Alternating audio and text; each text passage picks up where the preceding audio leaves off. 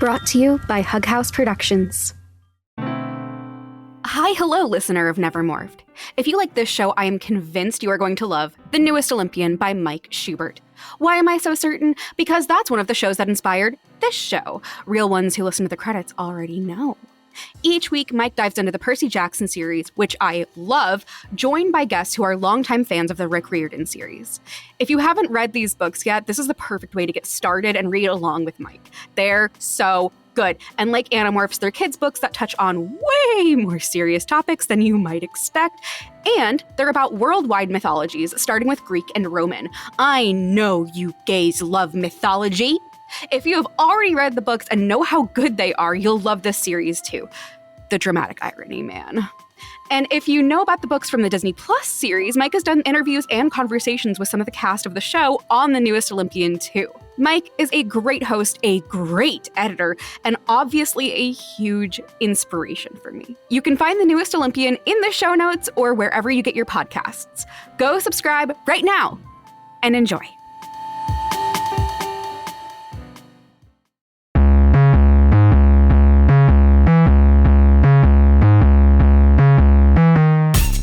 Welcome back to another episode of Nevermorphed, a series in which I read every Animorphs book for the first time.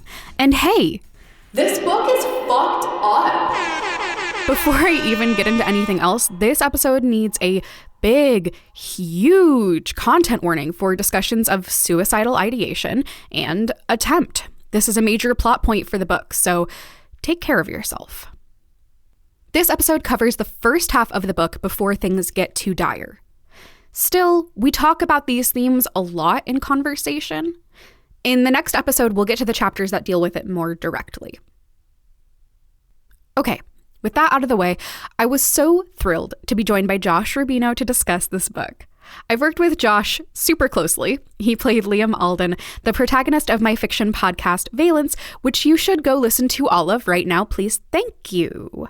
Josh is a prolific voice actor in the audio drama space. You can hear him in The Kingmaker Histories, Windfall, Caravan, Wizard Seeking Wizard, Unwell, and more. He's so talented and brilliant and amazing and funny and my friend who I love. You should go check out his work because it's always good. Check the show description for a link to his site. Cast him in your next project. In the show notes, I've also added links to a ton of videos I referenced in the extended version of this conversation on our Patreon. The context might not be clear from this pared down conversation, but they're fantastic videos. I think you might enjoy anyway. I didn't want you to miss out on some good video essay recommendations. In the show notes, I've also added links to a ton of videos I reference. They're all a really good time and you should check them out. But I've also added a link to a podcast episode that I kept thinking about reading this book. The episode is simply called Vampires, and it's from Slate's Hi-Fi Nation. The episode is about vampires, but specifically as a metaphor for transformative experiences. Experiences that will absolutely change your life in ways you cannot predict before living through them. Think becoming a parent or, of course, transitioning. It's a brilliant episode I think about all the time, and I think is conveyed perfectly through Tobias's Forever in Hawkening. Give it a listen. We'll be back with the second half of this conversation in the next episode. If you want the entire conversation plus almost 40 minutes of audio I had to cut for time, but is truly delightful, reminder as always, you can join our Patreon for all of that, early episodes, my notes on each book, and more. You can find our Patreon linked in the show notes. Off to the episode. Enjoy. Okay. Hi, sweet Joshy. I'm so excited to have you here. I am shocked that everybody who submitted the form was not like, I need to talk about book 3. I am delighted that you get to be here with me. Hi. Yeah. Hello, Will. I am so stoked to be here, especially because book 3 is, and I know everybody for like the first 20 books when they come on is going to be like, this is the book where things really start to amp up. But book 3 is the book where things really start to amp up. Yeah, it's a change for sure. Yeah. Plus, I love Tobias. Yes. Bird Boy is the best boy, in my opinion. Yes. Oh my God. Okay. So because Lee was the guest on the first 2 episodes, and none of the episodes have aired as of when we're recording, I don't think you've heard the first 2 episodes or like know my feelings or thoughts so far. So first, let's get into your history with Animorphs, and then feel free to ask me just any questions and I will be happy to supply. So, okay. When did you first encounter Animorphs? How did you get into the series? Oh, I got into the series like most people my generation got into the series, which is the Scholastic Book Fair, Hallowed Be Thy Name. Oh, yes. And I'm also a collector. You are? That's right. I am a massive collector of things that I enjoy. When I like something, I will grab as much of it as possible, which, explains why I am now trying to get to the gym more. But also, it explains why I have like 80 books from this series just somewhere amongst my things, because just as a kid, they were basically like trading cards. Because you could sort of read them out of order for some parts, depending on the book. So you could definitely like get a bunch, and they were cheap. They were like, I feel like they were $3 to $5. When I was a child, they were definitely like really cheap. So when the Scholastic Book Fair would come around, we would always get plenty of notice that the giant trunks full of books would come around, and I would ask my parents, and they'd always give me like $10 to $15 because they just loved that I liked to read. Yeah. And Animorphs was a cool book series that I could grab like 5 books at a time. Yeah. And you would know that you're getting like substance from those 5 books. Yeah. This was like my intro to sci-fi as a child, really. Oh, wow. This, because I was a big fantasy kid. You and I are the opposite. I've kind of never been a huge fantasy person. And I was raised on Ray Bradbury, like literally my bedtime stories, because I am very much the third child and my sisters are much older than me. So by the time I came around, my parents were kind of done with the whole like being parents thing. So they didn't want to read bedtime stories. And I don't really blame them. So instead I got the Martian Chronicles. Like straight up, my dad would just read me Ray Bradbury short stories to go to bed. Oh my God. That's awesome. Yeah, it was pretty great. I grew up with a lot of really good literature, a lot of really good film. Probably missed some important developmental moments, but at least I have good taste.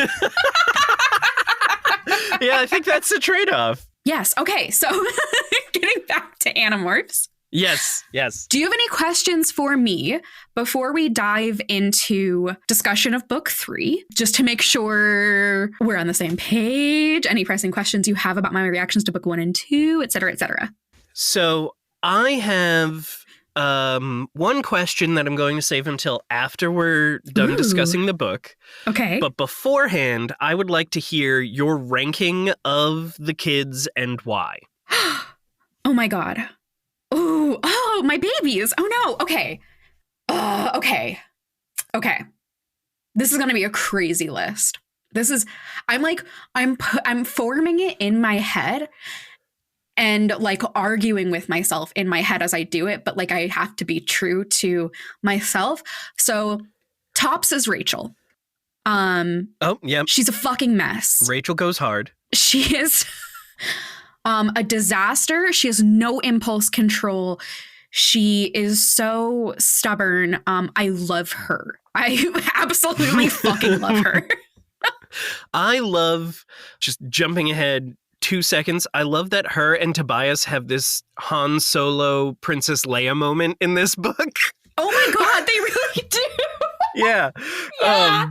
But yeah, Rachel goes hard. She's fantastic. Please continue. Yeah. I really love, one of the main things I talked about in that book was the dissonance between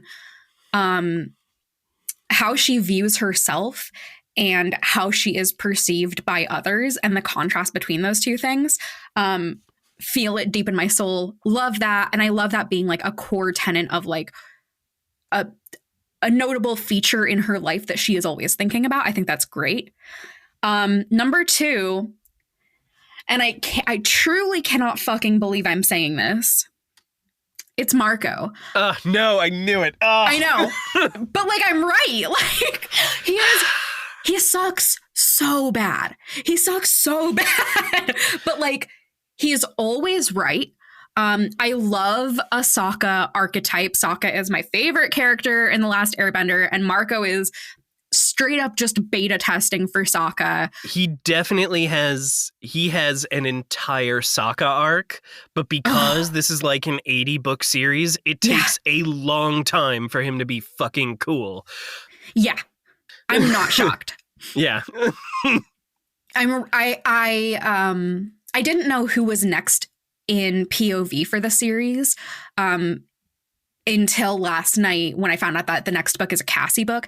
And like, I knew deep in my soul that Marco would be the last one whose POV we get, because I really like that he's not open about anything. Like, he's always bullshitting. He's always putting on a front, but ultimately he always comes back to having a good head on his shoulders, showing up for his friends, and making sure that they are going about things in a way that is not going to jeopardize everything they're working for. He's so complicated. He's very nuanced. And he sucks. And I love him. He is absolutely all of those things. And that's kind of why I hate him. Like, you needed one of the kids to be Marco. And it's unfortunate that Marco has to be the Marco. Like, that's you needed one of them in this group for just the base dynamic of having 4 characters. In the same way that you technically need a Cassie, even though she has unfortunate characteristics. But I'll talk more about her when you're done with your list. So keep going. So we've got top is Rachel, then Marco. Next is Tobias. Duh. Like, duh? Yeah. He's Liam. We'll get into that as we get into this book, I'm sure. I mean, in that same vein, Marco is Nico. Oh, fuck. Like, go when you are editing this episode, go back and listen to how you describe him. Oh, shit. That's Nico. Yeah, you're not wrong. You're not wrong. Listeners, we will be talking about our other podcast, Valence, which is a serialized urban fantasy fiction podcast, which Josh was the star of. I'll talk about that in the wraparound, I'm sure. Nico is one of the characters in that. And yeah, that's fucking accurate. And of course, that's why he's my second favorite. Yeah. I am the protagonist of that show. Yes. Nico is the star. I don't know. I feel like you all have star power, but I am obviously so biased. Next on my list is Cassie. I really, really, really adore that we have a character who is a Black girl canonically up front without question. This is not some could Hermione be Black? Potentially bullshit. She's a Black girl. I love that. I love that she has successful, loving parents who work in a really specific field. I love that she is sensitive and quiet. I love that she is a thinker. I love that she always has a way of breaking through these like huge strings of conflict that this group has to say exactly the right thing. She shares her thoughts at exactly the right time, and she is always willing and able to immediately assess the people around her and assume the best of them. Like, she's really good at giving people the benefit of the doubt, hearing people out. I love that. I think she's only this low on the list so far because I haven't gotten her POV yet. That'll be next book. So far she's kind of been in the background a little for me. But I do really like her so far. So I do have problems with her, mostly because of how compassionate she is. And it's another thing, like, we needed a Cassie. And unfortunately, in some circumstances, Cassie has to be Cassie. But she is, like, she's, you know, the one that basically supplies them with most of their animals, but she's also the most human out of all of them, I think. Depending on, you know, how important rebelliousness is to the human spirit over compassion and caring, you think. But, like, she is the beating heart of the team, I feel. Oh, yeah. But, like, sometimes she can be a little bit more Xavier when we need a Magneto, to use the parlance of nerd speak, as it were. Very welcome here.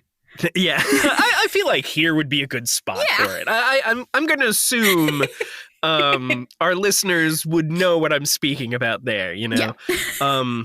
But, like, yeah, her only fault is that she cares a lot about the sanctity of life, which is not a problem, except they happen to be fighting a guerrilla war. Yeah. Not ideal. They're a very good perspective to have. As a, you need one. Like, I personally am I'm like the pacifist subspecies of prison abolitionist.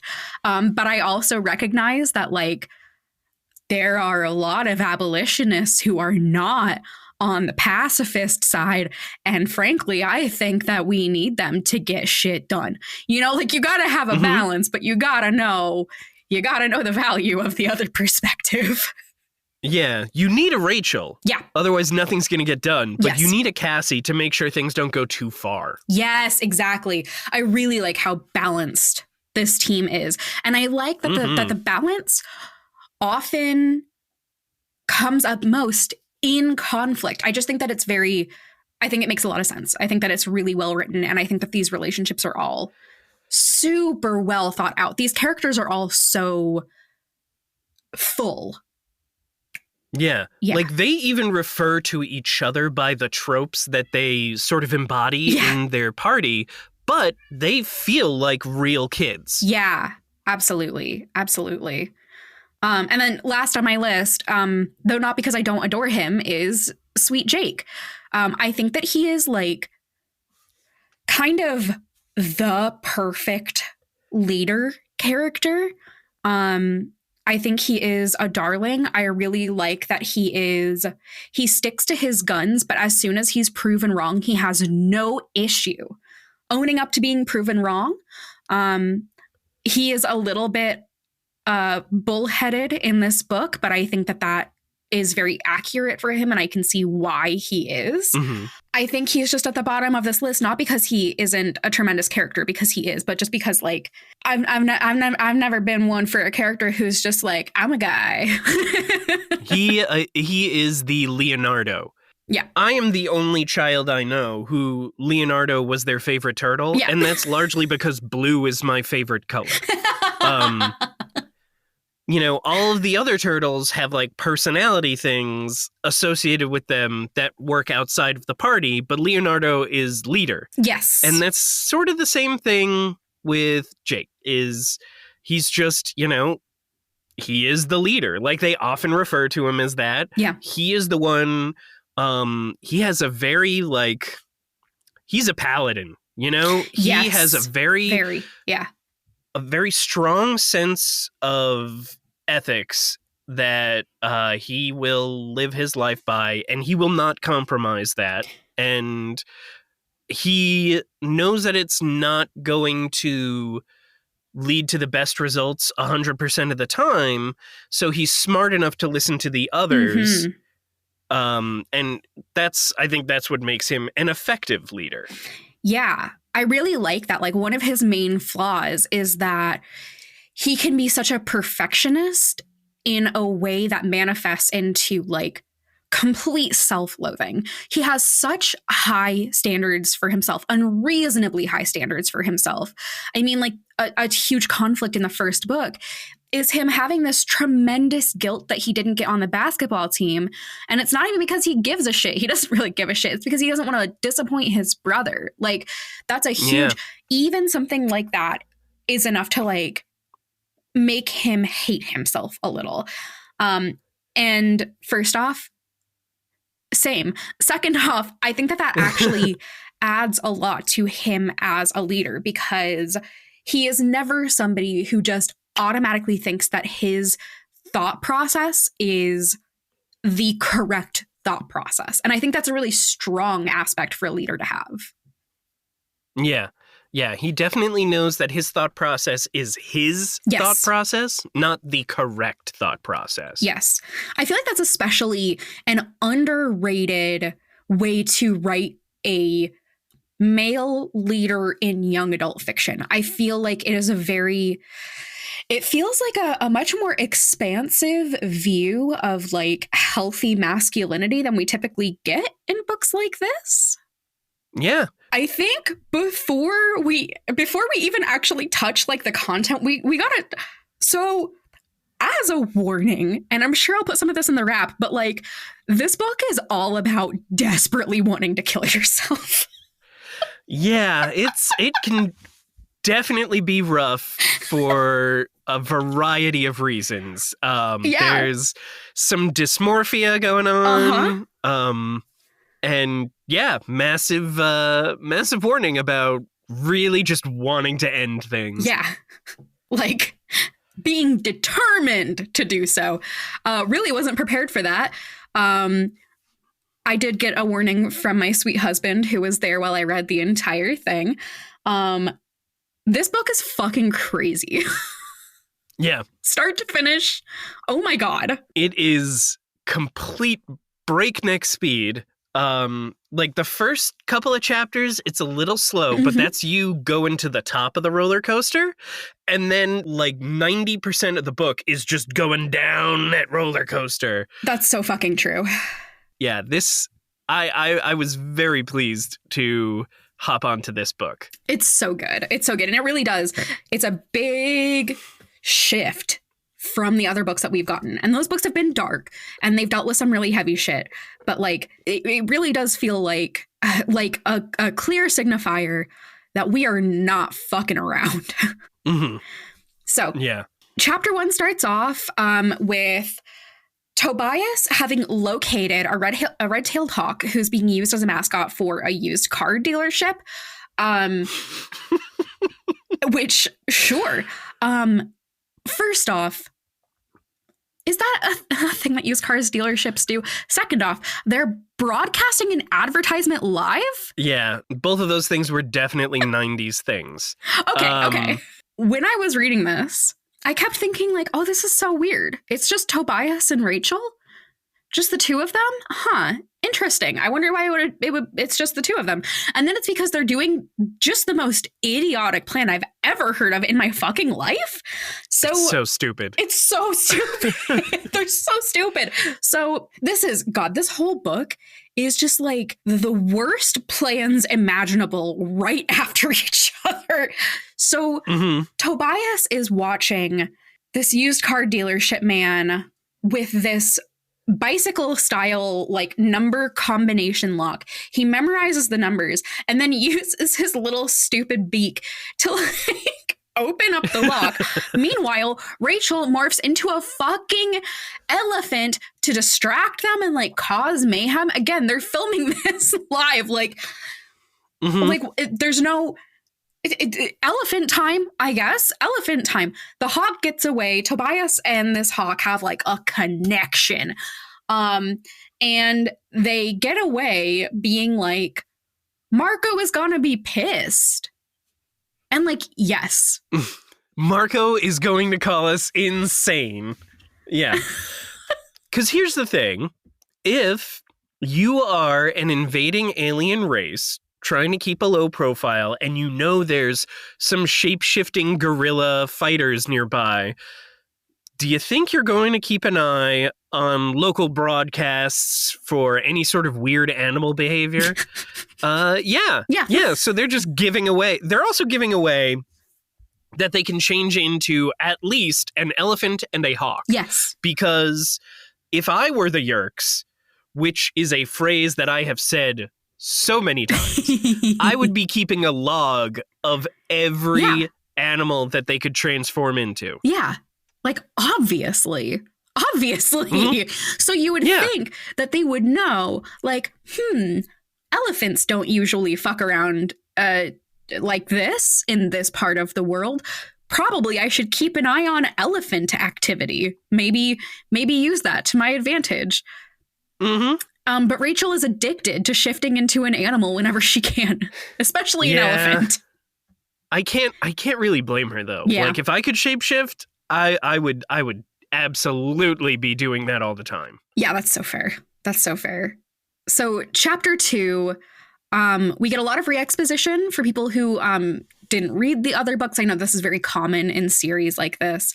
Tobias is up riding the thermals, and okay, one of the things that I am paying extremely close attention to for literally no reason, I don't think it's important, but I know that the series takes place on one of the coasts, because we've talked about the ocean. I have lived very close to the West Coast. I've spent a lot of time on the West Coast. I now live on the East Coast. So I am just tracking clues for where the fuck this takes place, like nobody's business. And here, as he's riding the thermals, he is like swooping around a super high skyscraper. This is like 60 stories high. And that, to me, signals East Coast. LA has skyscrapers, but they are not known for skyscrapers. And I feel like theirs are like kind of pathetic compared to Manhattan.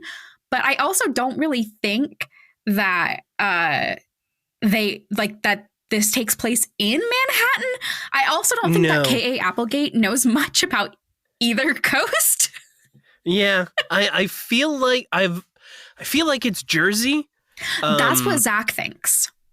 Because of like the distance that they have to theme parks. Yes. They mentioned that. Yep.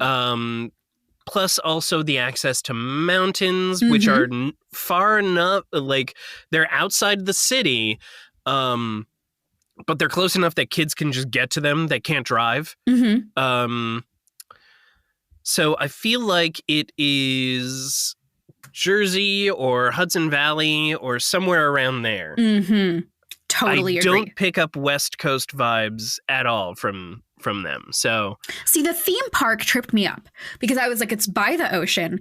They're going to the beach. They're hanging out. It has like something about it has a West Coast feel to me. I think that I associate like malls, arcades with West Coast. And then the theme park, I was like, Disneyland.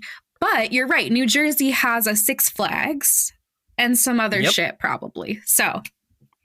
But also, they can't tell you who they are or where they live. Yeah. Zach kept yelling at me to not dox them.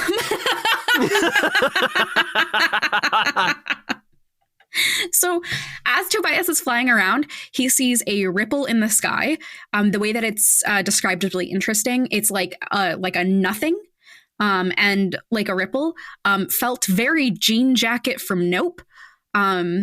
He sees the ripple, then it's gone, and then they're gonna go report back to the others. Chapter 3, Marco is pissed, which is correct. He's right. Yeah. He's right. He is technically correct an annoying amount of times. Yes. Yes. We get a lot of re-exposition on the other characters. And one thing that really stuck out to me is that Tobias is not shallow, but he focuses so much on the appearances of the two other boys specifically. Like, he focuses on Rachel's appearance a little because she's pretty. He doesn't even really talk about Cassie's appearance. But when it comes to Jake and Marco, Tobias is immediately like, you know, Jake is a big guy. He has this presence to him. Marco is a pretty boy. He has this confidence. He's short, though. Like, well, yeah, it's because he's self-loathing. Yes. And he has a crush on Rachel. yes. So he's going to be comparing how he is and used to be to how, you know, the boys that Rachel hangs around with are. Yeah, it was. Plus, he's a hawk. So he's going to see things, you know? And also, he don't got a person body anymore. Yeah. We learned that he's been living in Jake's attic, and he leaves food. He eats the food that Jake leaves for him there, which is so sweet. Jake is such a darling, but Rachel like hates this for him. She does not like that he's cooped up in a little cold attic alone. No, and they keep what was it? The mantra of like, one day the end delights will come. It reminded me of something, and I wanted to make a note of it, but now I can't remember what it was. But it's just something they say all the time, like, oh, yeah, the aliens will be able to fix you right. They don't know that. No. So there's this passage that I think really sets the tone for the entire fucking book, where Tobias is responding to Rachel not liking that he doesn't actually like have a home at this point. He is just living in this attic. Tobias's narration reads, "But they didn't really understand. I hadn't had a real home since my parents died.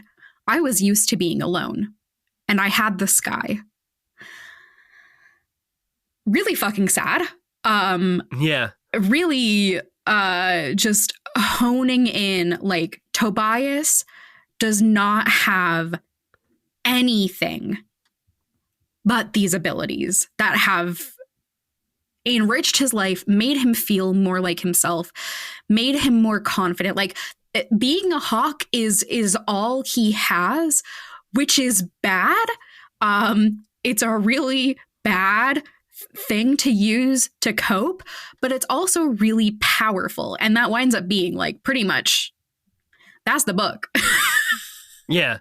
It's all about Tobias sort of making peace with who he is and what his circumstances are, and then not only making peace with it, but just like embracing it. Yes. Yes. And I'm kind of surprised that they did this so early on. Mm-hmm.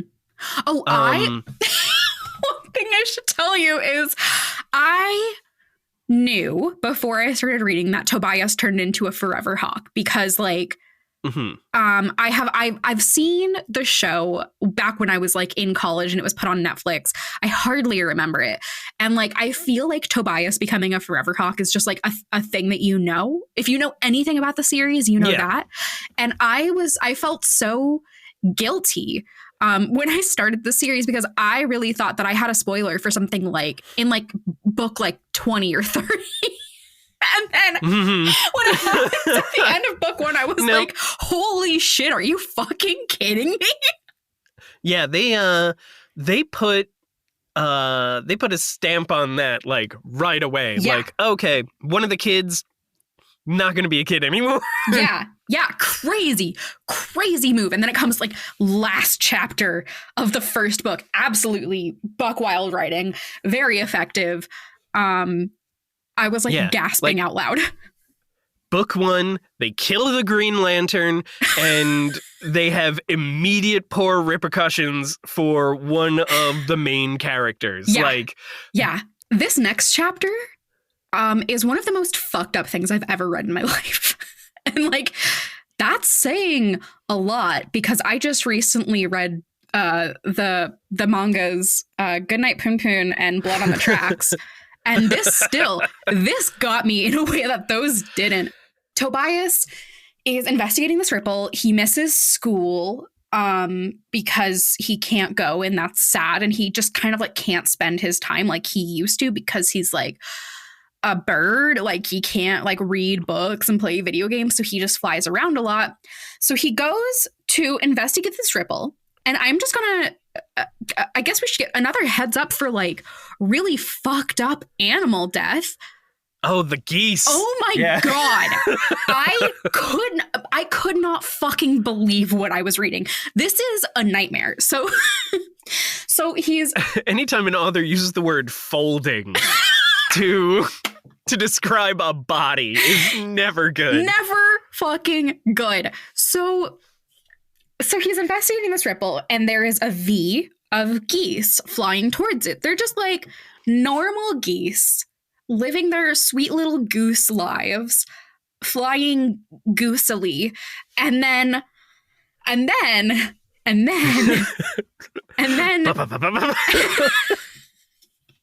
so it's just bugs on a windshield. Yeah, it's so fucked. So this passage reads, suddenly the lead goose folded like it had been hit by a truck. Its wings collapsed, but it did not fall. The crippled goose slid through the air. It slid horizontally, rolling and flopping like it was passing over the top of a racing train. Most of the other geese suffered the same fate. One or two peeled away in time, but geese are not real agile.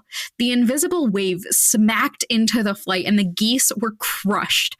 They were rolling and sliding along some unseen but solid surface. Oh my fucking God. And just when that happened, I was so worried about Tobias for the rest of the book. Yeah. Because, like, flying is just falling forward faster than falling down. Yes. So a glass door could do him in, you know? We call that foreshadowing in the business. This book is so fucked up. It's so good. It's so good. I can't believe they got away with any of this shit. This depiction of these geese just fucking crumbling is such a repulsive nightmare. I'm a little shocked that like he doesn't seem to like really be emotionally affected by it, just given like him bird. He seems pretty emotionally impacted by, I mean, maybe it's just a hawk solidarity thing. He doesn't seem to give a shit about these geese, but I did. I think it's just the universal knowledge that geese are dicks. Yeah, that's so true. So that's so true. Yeah, maybe. So he's just like, actually. oh, that's technically unfortunate. Like, death is sad in a general sense. Yeah.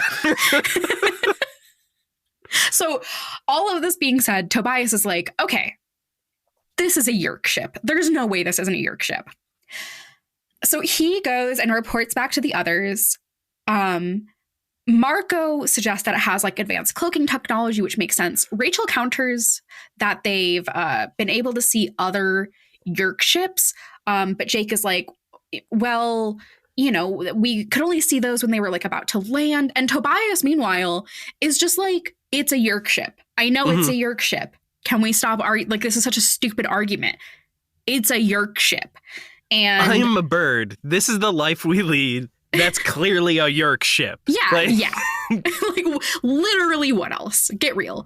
But this also ties into this weird connection that Tobias has with Andalites. So we know that Prince Elfangor, like, Dropboxed him a ton of JPEGs about, like, Andalite shit and, like, Yerk War shit. Whether it was because Prince Elfangor saw Tobias as clearly like the other in the group and kind of knew that he could use that to his advantage, like that certainly giving this kid purpose would make him the most useful to kind of wield in this way. I don't know if it was that nefarious, but like that's what it feels like to me. I mean, not to bring up the bad books, but like pulling the orphan that lived under stairs to be your general in your child army is a pretty standard move. Yeah, you just gotta prey on the most vulnerable, and then you'll be set. Yeah. Kid's looking to belong somewhere. Yeah. Give him a place to belong. Good God. By the end of this recording, I am going to taint you in such a pro-Yerk fashion. Oh, I'm way ahead of you. I am pro-Yerk. We should talk about this because I know that you've got thoughts on this. So let's touch this. The Yerks need to unionize. They are just doing their job. Visser 3 is the worst manager known to mankind. They all have water cooler talks about how bad he sucks. They're just doing their thing. I love a little slug. Like, the Yerks, I don't have an issue with them. I will say, in defense of Visser 3, he is the platonic ideal of villainy as far as I'm concerned. He is so camp. He is delightful, and I love him. I'm obsessed with, like, every time he just yells fools. I love it. I love it. He's so ridiculous.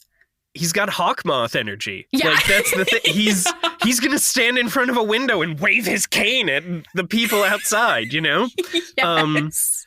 But yeah, I was going to save this until we were done with this book, but like, consider the Yerk. Consider the Yerk. I'm with you. Your life, we know that the Yerks are extremely intelligent. Mm-hmm. Do you know, we know that on their home planet, they're bathed in the sun rays. Mm-hmm. We know that they can't really see or sense things too well when they're stuck outside of a body, but they're brilliant.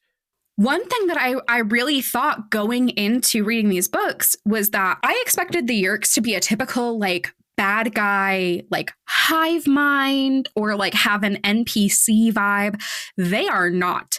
They are individuals with personalities, with goals, with like shit they have to do, with thoughts and feelings.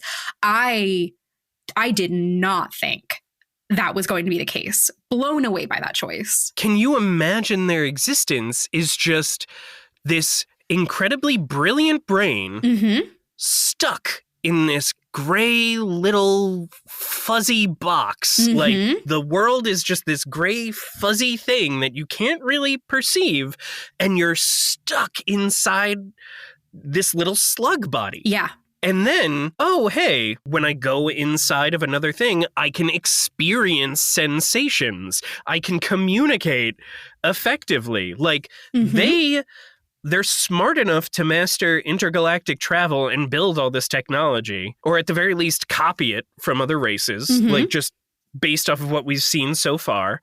It sucks that they're taking people, sentient beings, against their will. Some of them. Yeah, I don't blame them for being like, I can't, like, having experienced sensations, I can't go back to just being a slug. Right, and like, a parasite is a parasite. And as far as we know, the Yerks really hate the Andalites. Yes. For some reason or another.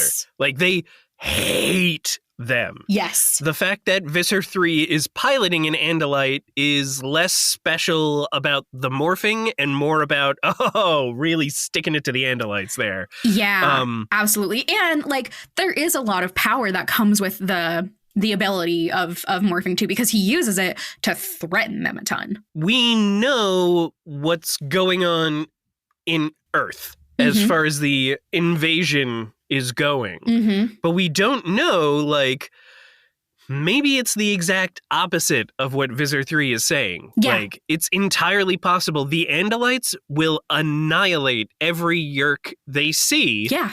And the Yerks could be losing this. That could be why because they're clearly desperate to take over Earth. Yes, it seems partially because, as we'll find out in this book, Earth has resources that they desperately need, and it seems that they cannot generate. But it also seems like, we've seen that they have the Hork-Bajir. We've seen that they have the taxons. We know that the taxons are, like, compliant.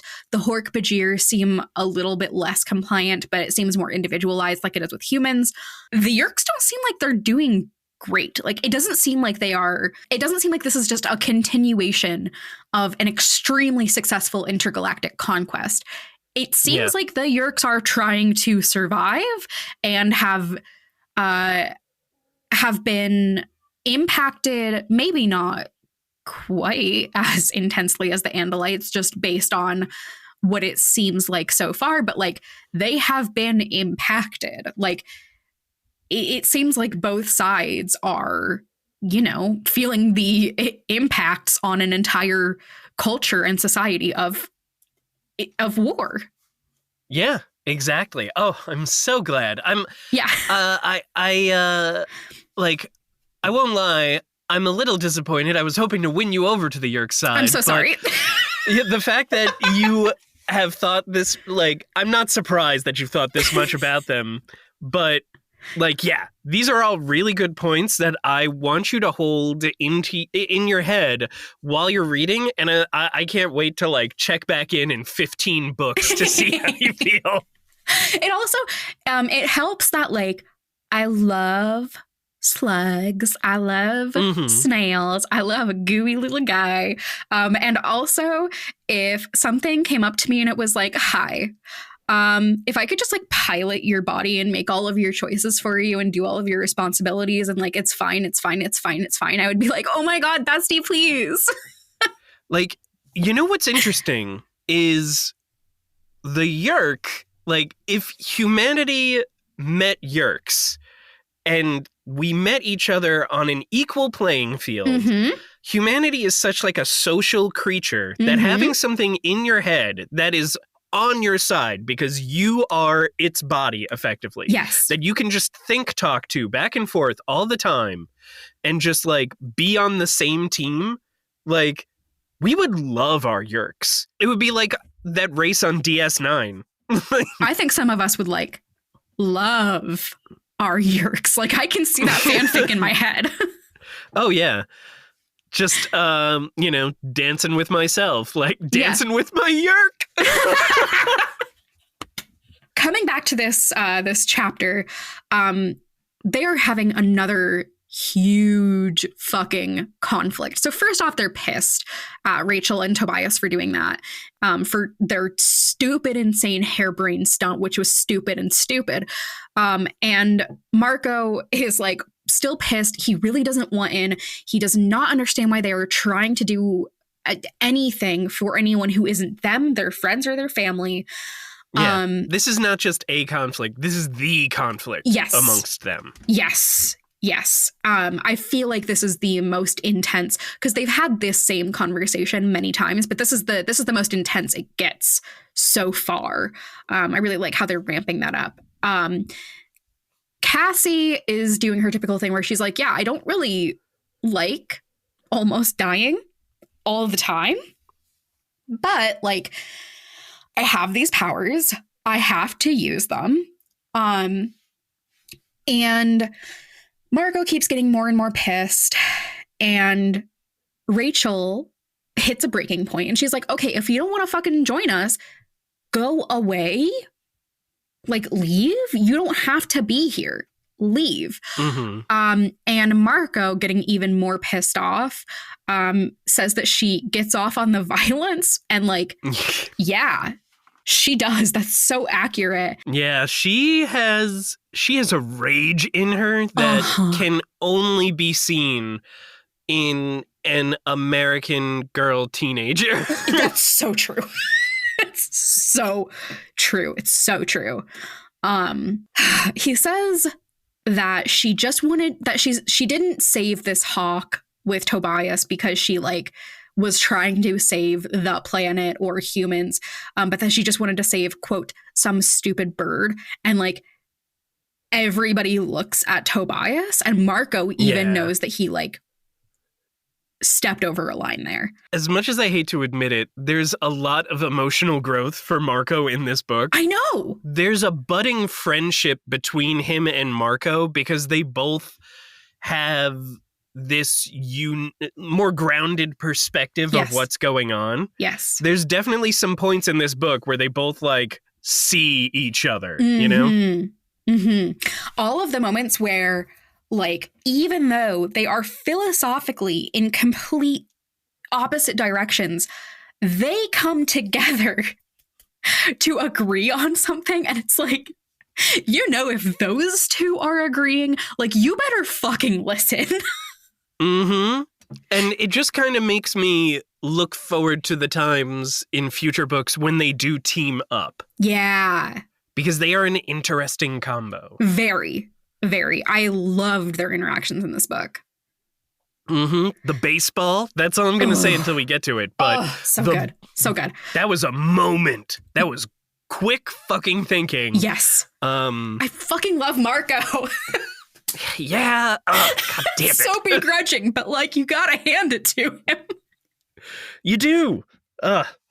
So Tobias, after all of this, is like, listen, I literally don't give a fuck what the rest of you do. I'm gonna go check out this ripple. You can join me or not. I don't fucking care. But everybody agrees to join. And at first it seems like Marco is like, no. But what he actually means is, I will join you, but not during the school day, which is what their plan was. He's like, if all of us are absent at the same time and assistant principal Chapman, not Chalmers, I'll get this down one day. Assistant principal Chapman, like he's Marco! gonna notice. You're telling me there's andalites in your kitchen at this time of day, at this time of year.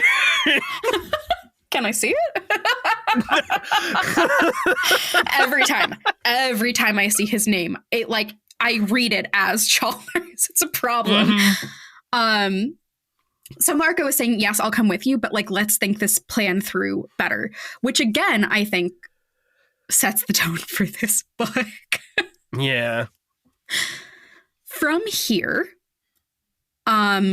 we go through like some steps in planning. So typically, because they have to go up to the mountains to find out what's up with this ripple, they would all just be able to go into their bird morphs and fly together, except they are all a bunch of super disparate birds of prey. And there are bird watchers. This is a thing. And if they saw all of these birds flying together, they would be like, what the fuck is going on? And if one of those bird watchers is a controller, like they're fucked. Marco is the one who brings this all up again. Thank you for being the only one who thinks any thoughts in this book, Marco. Yeah. If those kids were smart, they would all have a bird flock form. Oh. Because then they could do patrols and stuff. Oh my God. It could have been those dead fucking crumpled up geese. There, but for the grace of God. There, but for the grace of Goose. So instead of going up in these bird forms, they're going to take the form of wolves. Cassie has a male and a female wolf in her barn from her parents' rehabilitation clinic thingy. They specifically are in pairs of male and female wolf because, or like one of them is going to be the male wolf and the rest are going to be female because something alpha wolves. We thought this was a thing back then. It's absolutely a million% not, but not the Applegate's fault here. Yeah, this is what basic science said at the time. Yes. Marco is pissed that he has to be a female wolf, which is so fucking stupid. But, you know, teenage boys. Being such a bitch about it. Yeah.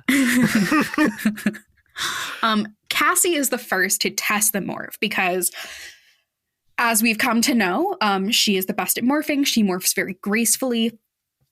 She morphs into the wolf, and they all are very considerate. They stay really still. They're quiet because her wolf brain is taking over. They don't want to overwhelm her. She loves being a wolf. As soon as she has power over wolf brain, she immediately clocks that Rachel is cheating on being a vegetarian. Yep. If she had bacon that morning. Such a good detail. And that's so Rachel. Tobias is really jealous that they get wolf morphs because he only has the one morph. He can't do anything else. And it seems really fun. It seems fun that they get the choice. And then he says, and this is the start of this being the most Liam Alden-ass book so far. He says, maybe later I would ask Jake or Rachel about it. Then maybe you could ask them what it was like to be human. Maybe they can tell me about that too, I thought bitterly. Stop it, Tobias, I ordered myself. Stop it.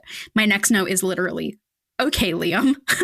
Yeah, that is 1,000,000% Liam Alden. He has a couple of those arguing with his inner voice moments in this book. Yes. Liam is the protagonist of Valence. Everybody go listen to Valence.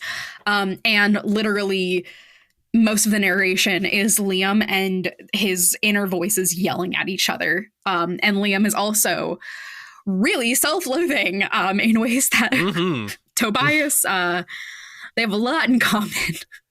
Yeah, they both question their humanity pretty frequently. They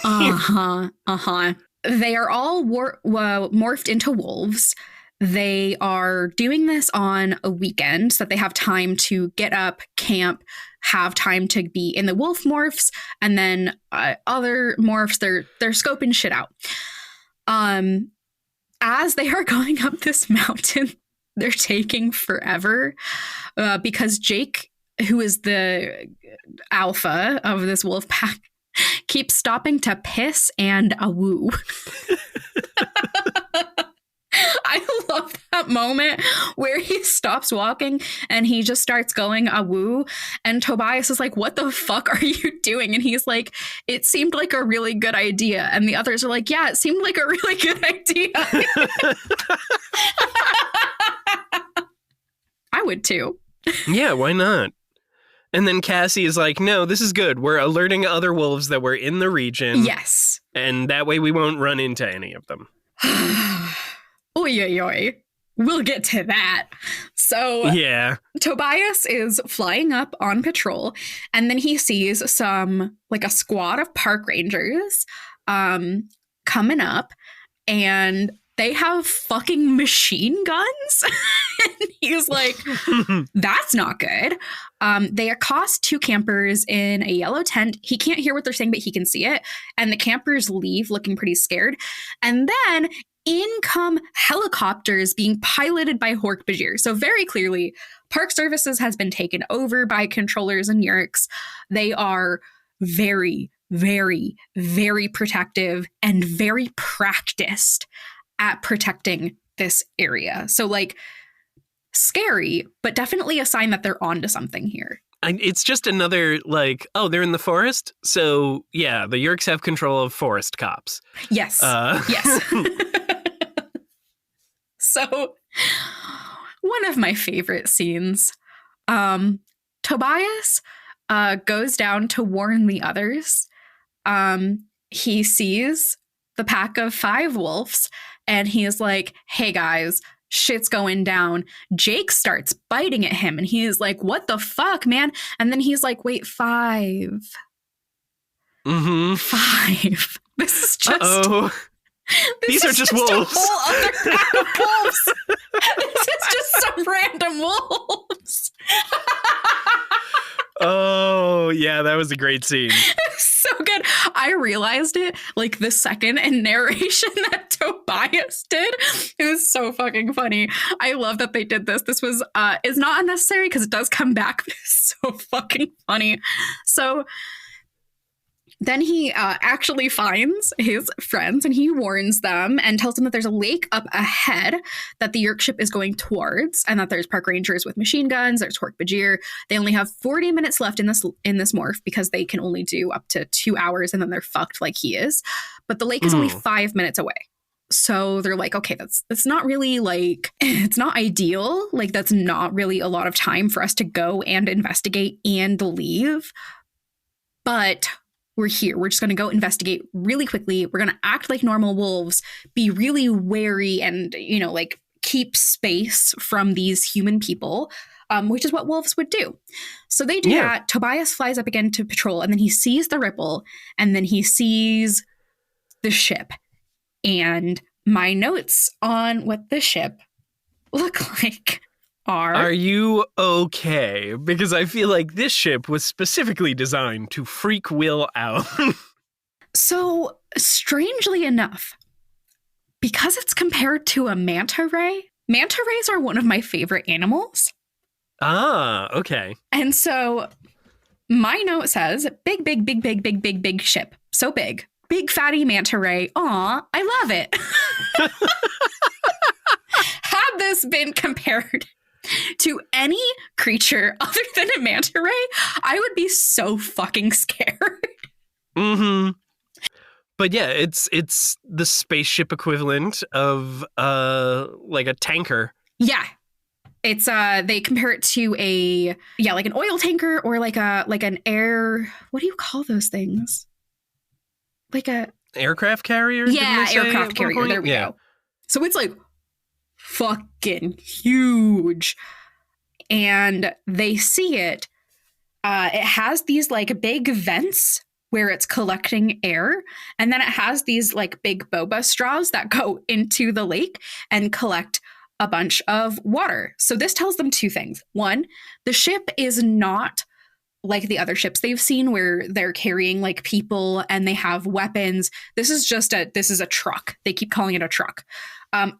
Also, this is a huge weakness. We now know that the Yerk mothership needs resources from Earth, and they could potentially run out of the water from this lake and have to go find another lake. And like, how many lake can you use? Yeah, before people start to notice that they're getting slurped up. Yeah. So they figure this out, but then they have to go. Their time is like up. And then Tobias sees the Lady Hawk that he saved in the first chapter.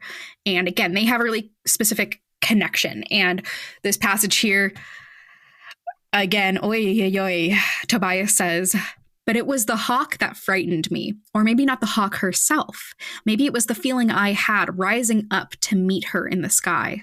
The feeling of recognition, the feeling of going home, the feeling that I belonged with her. It hit me in a wave of disgust and horror. No, I was Tobias, a human being, not a bird. I don't know, man. Yeah. Sounds like bird thoughts. He could just as easily just fuck off and be a bird and live the rest of his life and enjoy being a bird with a bit of a mammal brain in there. Yeah.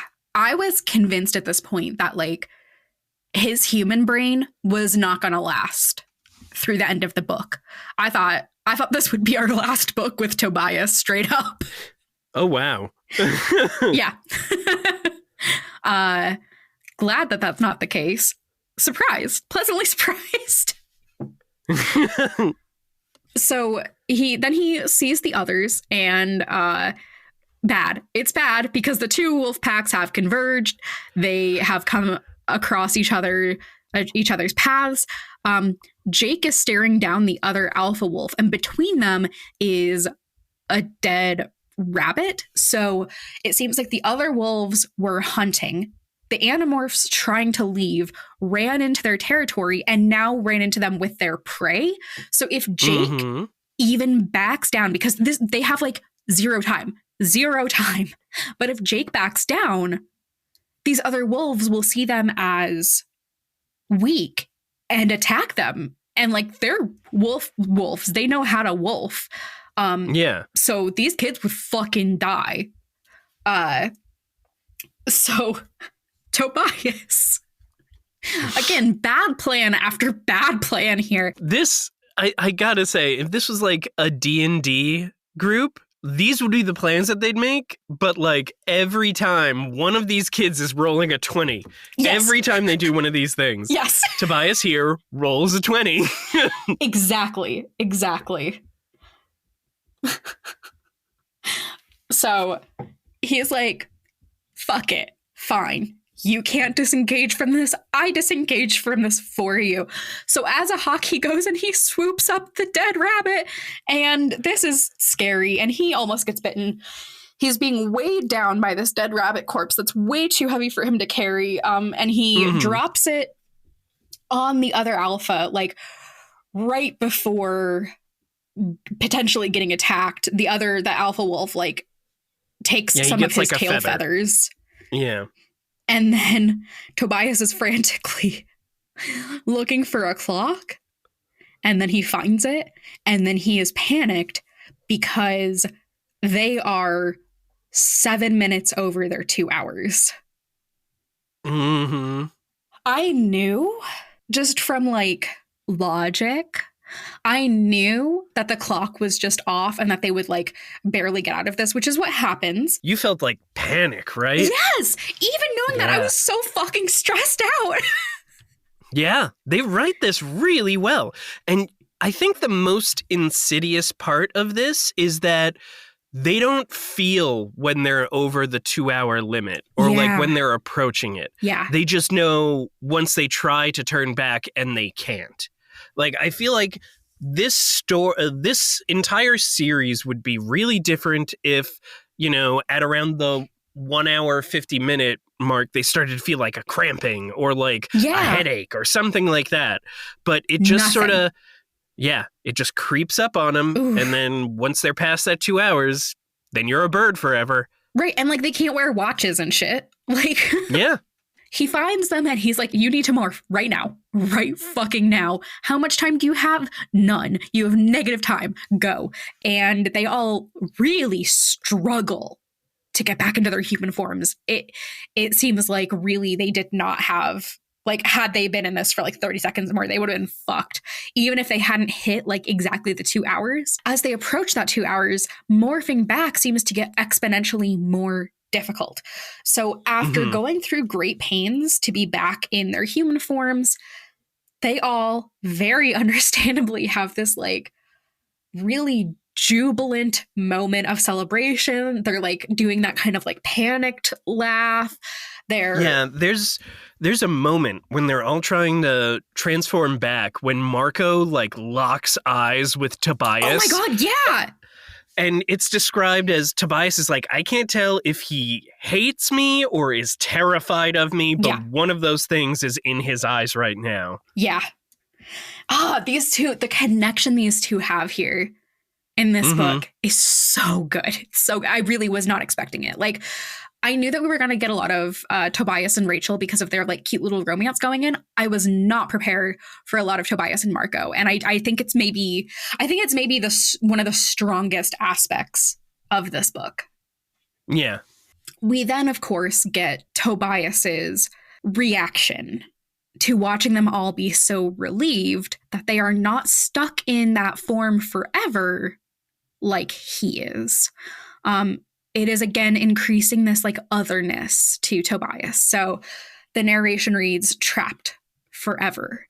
I looked at my talons. They would never be feet again. I looked at my wing. It would never be an arm. It would never end in a hand. I would never touch anything, anyone again. I dropped from the branch and opened my wings. And then he fucking bails. And the last bit of this passage is, I caught a blessed breeze and soared up and away, my own silent, voiceless scream echoing in my head. So Tobias bails on the others and he flies back to the attic. And this is such a melancholy chapter. So Jake is like very clearly being so considerate and so sweet, but he just can't fathom what Tobias might need because he's not thinking of Tobias as a hawk. He's thinking of Tobias, his friend who needs a home and happens to be little. Like he's just little. So he brings him a meal in Tupperware that is like hamburger, potatoes, and some vegetables. And he's made him a little bed in a drawer, which is so sweet. So sweet. So sweet. I love Jake. He's just a darling. He's just kind of mama. I really feel like Jake was prepared for this when he started to like not even necessarily befriend Tobias because they weren't really friends until becoming Animorphs. Jake knows roughly that Tobias has a rough home life. So I feel like even then he was prepared like, I might need to hide this kid in my attic someday. Yeah, straight up. Yeah. Jake is so good. He is really a darling.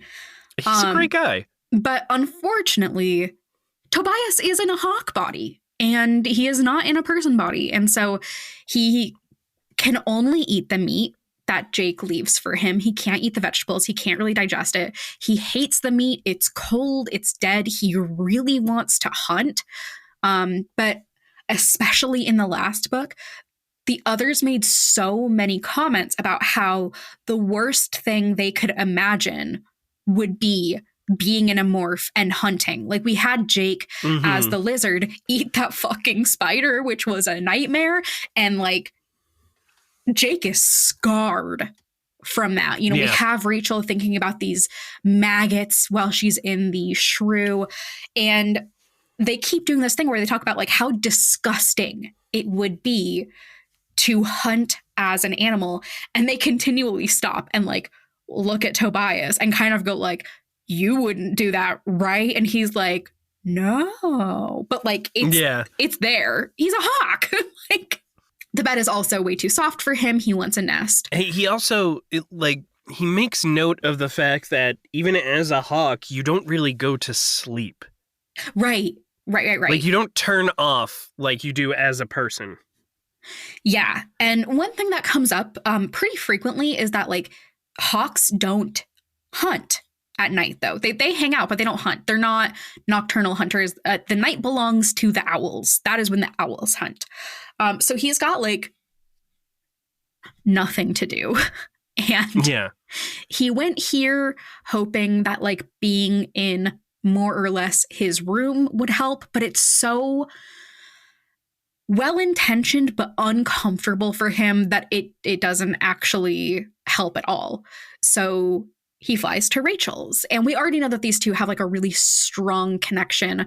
They clearly have this like very sad, doomed, budding romance, and he just tells her everything. He says that he's losing himself. He tells her about his connection with the other hawk. Rachel, who is very strong, very strong-willed, very stubborn, she is trying not to cry, and she keeps like trying to solve this for the him. The Andalites are coming. Yeah. There's this really sad, sweet moment where he says that he doesn't even remember what he looked like. And she has a picture of him. And he's like, I didn't know you had a picture of me. And she's like, yeah, but you look better in real life. And he's like, I don't know what that means anymore. Yeah, I am a teenage boy. I don't understand that. Right. And like, we could go and dissect all of the trans themes in this book. There is so much dysphoria that he is working with here that seems fairly resolved by being in the hawk form, but not entirely. There's a specific line, I think it's later on, because this is the first of either 2 or 3 Rachel bedroom scenes. Yeah. And in one of them, she's like, it doesn't matter what your body is like. Your mind is still who you are. And that's how I see you. Like, it's very good. It's very good. Yeah. So Rachel keeps saying like, the Andalites are coming back. They're going to rehumanify you. Which, by the way, has never... We don't know that. That's never been a thing. Like, Elfangor was like, hey, if you are morphed for more than 2 hours, you're that thing forever. Like, you're fucked. There was no mention of like, but don't worry, we can fix it. Like, I don't know where she got this. There was no asterisk on that statement. Elfangor was very specific. 2 hours, that's the amount of time you have. Yes. Also, I think they're all dead. I don't trust it. So my note here was just, IDK girl, lol. And then my next note was, this is also what Tobias says, actually. Yeah. Like, he doesn't know.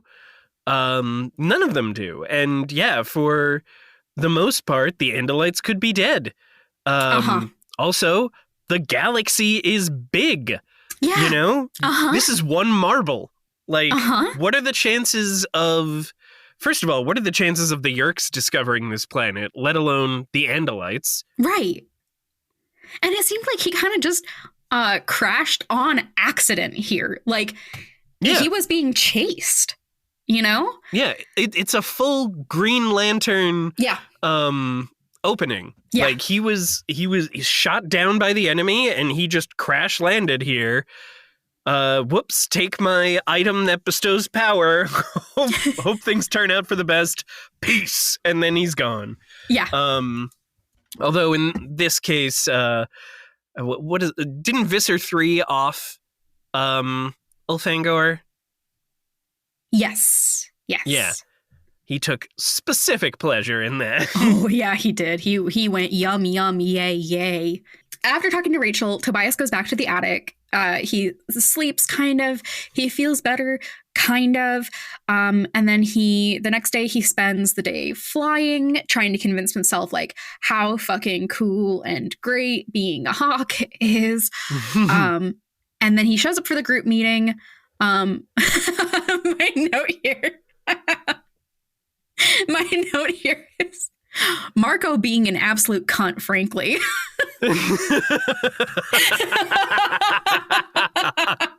Is this the pre-gymnastics meeting? Yeah. Oh, he's such a little dick. Oh, he's the worst. I love him. I love him. Yeah. He is just the worst. He is. So this is when they launch. They're so stupid. This is the stupidest plan I could imagine. It's so stupid.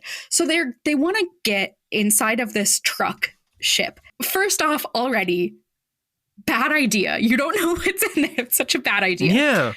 Yeah. Second, how are they going to get in the ship? They're going to morph into fish. Again, bad idea. They are not good at like things that aren't mammals. Stupid idea, but that's their plan. They're gonna become fish and get sucked up by the boba straws. And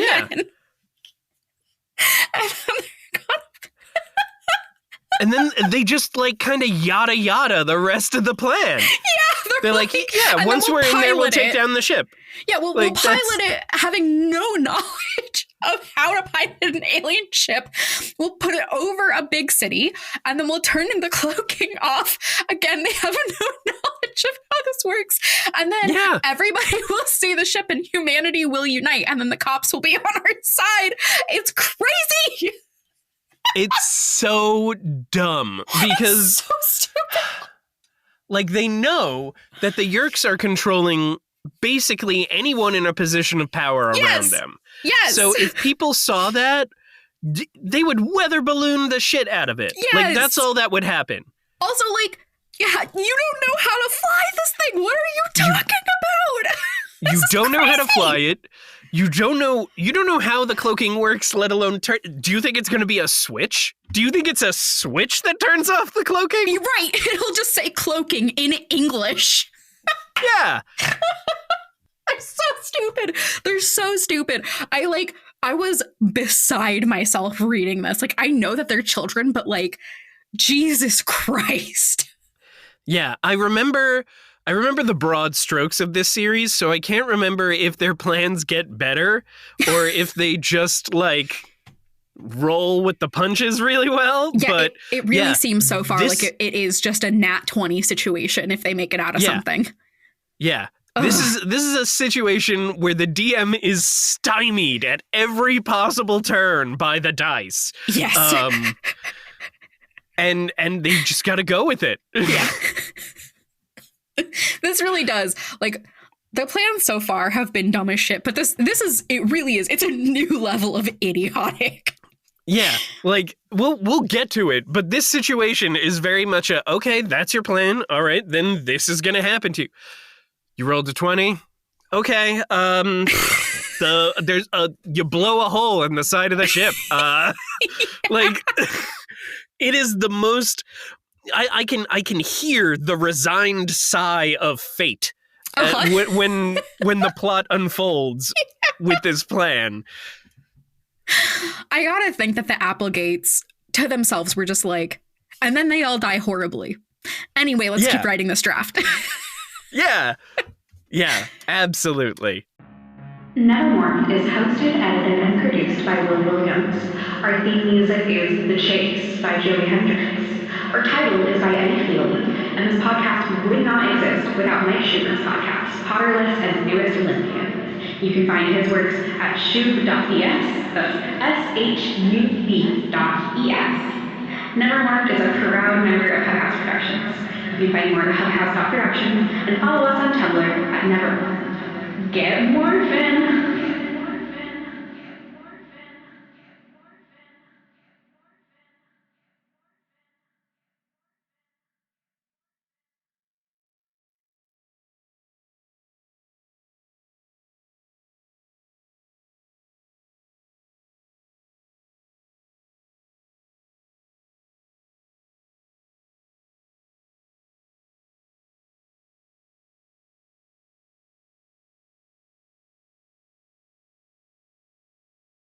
On March 27th, 2024, Elon Musk was deposed in a libel lawsuit filed by Ben Brody. Musk's lawyer, Alex Spiro, tried to retroactively mark the deposition as confidential, but it wasn't. Of course I can ask him, do you think you committed actual malice? Do you think you were reckless? Of course I can ask those questions. The deposition is a new Hug House podcast reenactment of the entire deposition, word by word, in full.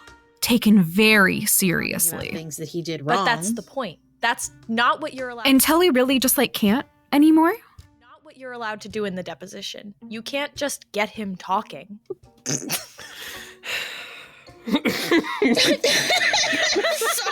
The deposition drops on the 4th of July, 2024, with 4 weekly episodes. Subscribe on your podcatcher of choice or find us at hughouse.productions today.